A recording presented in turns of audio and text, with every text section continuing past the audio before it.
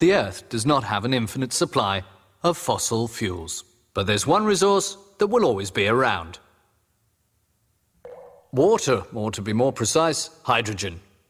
The B-Class F-CELL is playing a pioneering role as the world's first fuel cell vehicle to be manufactured under series production conditions. The motto, H2O in place of CO2, hails the dawning of a future that is emission-free.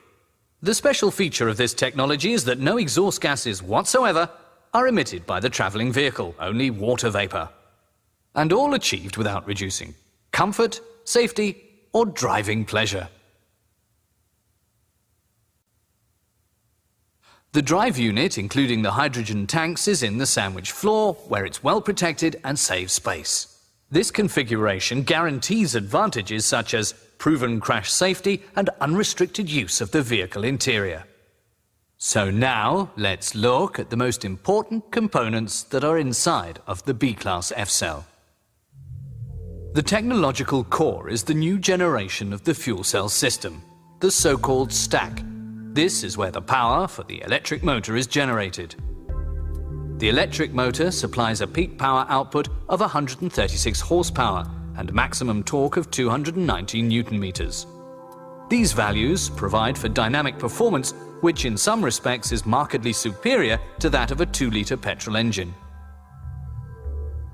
The energy accumulator is a compact, high-capacity lithium-ion battery. Kinetic energy is recovered during braking for subsequent use during acceleration. The hydrogen stored using 700 bar technology gives the vehicle a range of approximately 400 kilometers. Refueling takes around 3 minutes. So now we can take a closer look at just how the fuel cell system works. When the fuel cell system is activated, an impulse is transmitted to the central control unit. The gas valves in the hydrogen tanks are opened and the compressor draws in ambient air. The fuel cell goes into operation and the vehicle is ready to go in a very short time. The ambient air is filtered and then conditioned for the fuel cell. The same applies to the hydrogen gas. The operating principle of a fuel cell is simple. Hydrogen and oxygen are brought together under controlled conditions. The subsequent electrochemical reaction produces electricity and heat. The membrane inside the fuel cell prevents direct contact between the gases. Only the protons of the hydrogen atoms are able to pass through it. The released electrons are discharged and the resultant current drives the vehicle. The protons and electrons combine with the oxygen atoms.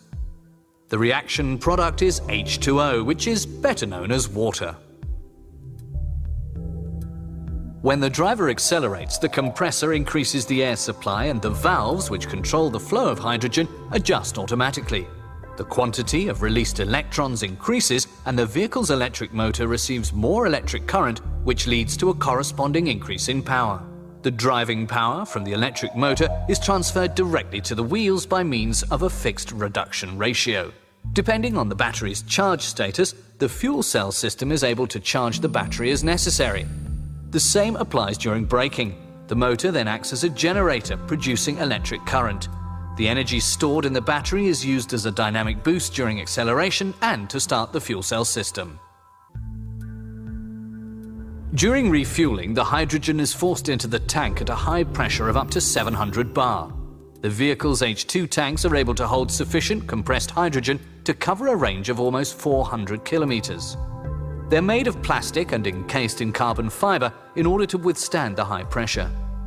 The internal pressure valves cannot be broken off and offer maximum safety in the event of an accident.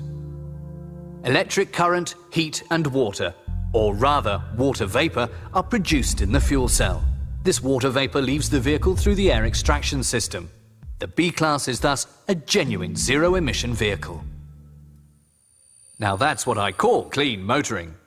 The B-Class F-CELL from Mercedes-Benz represents another milestone in the evolution of drive technology, and the ultimate aim of emission-free mobility comes a crucial step nearer.